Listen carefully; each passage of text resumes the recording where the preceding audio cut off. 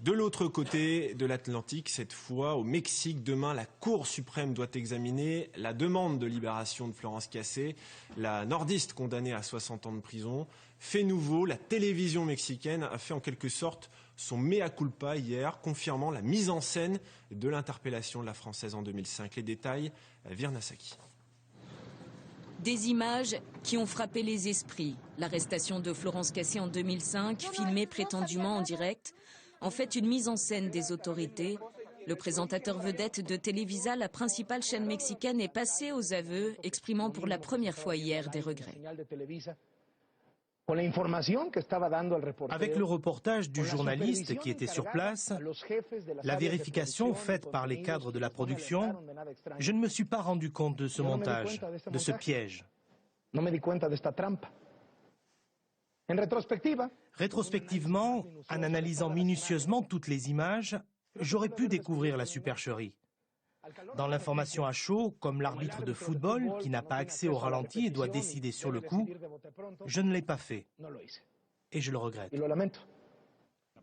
Une mise en scène déjà reconnue par les autorités en 2005, mais les enquêteurs avaient alors assuré avoir agi à la demande des médias. Ce journaliste aura attendu plus de 7 ans pour se repentir, de quoi influer peut-être sur l'opinion publique 2 jours avant une nouvelle décision de la Cour suprême du Mexique. La juge Olga Sanchez proposera demain l'annulation de la condamnation de la Française, une nouvelle étape qui pourrait conduire Florence Cassé à la liberté. Et avec nous sur ce plateau, le député Thierry Lazaro, bonjour. Bonjour. Vous êtes membre du comité de soutien de Florence Cassé. Avant d'évoquer l'espoir suscité par cette nouvelle audience de la Cour suprême, demain, un mot d'abord sur les regrets de la télévision mexicaine.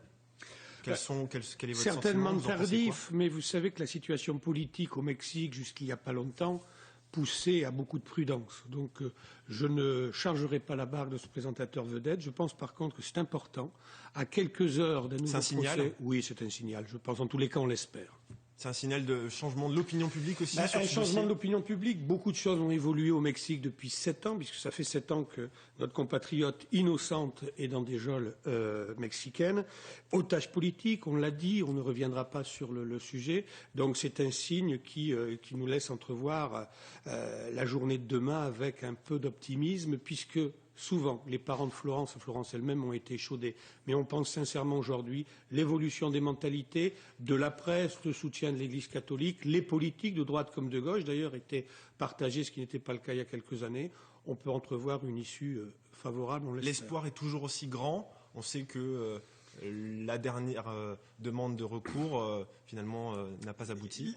L'année dernière, c'était une décision peu attendu, on espérait, il y a 1 an tout juste d'ailleurs, puisque le juge Arturo Zaldívar avait proposé la libération immédiate et sans condition de Florence Cassé.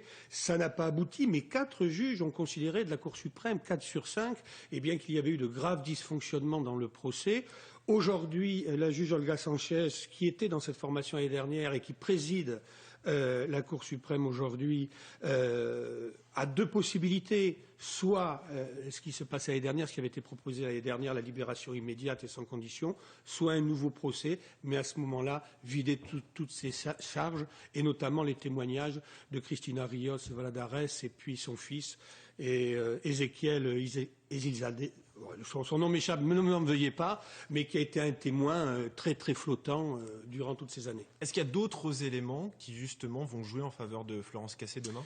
Je crois qu'aujourd'hui, les éléments, c'est... Vous savez, la justice n'est jamais facile en France comme ailleurs, mais au Mexique, c'était extrêmement compliqué. Les magistrats de haut niveau s'exprimaient, mais avec extrêmement de prudence, puisque c'est un des pays où la sécurité est la moins assurée, pour les forces de l'ordre d'ailleurs, comme pour la justice. Il y a un nouveau président de la République. Il y a surtout cet horrible Genaro Garcia Luna, qui était ministre de la Sécurité publique et qui était un personnage peu recommandable dans l'ancien gouvernement. Merci Thierry Lazaro d'avoir répondu à nos questions. On rappelle demain donc le nouvel examen de la Cour suprême du Mexique dans le dossier Florence Cassé.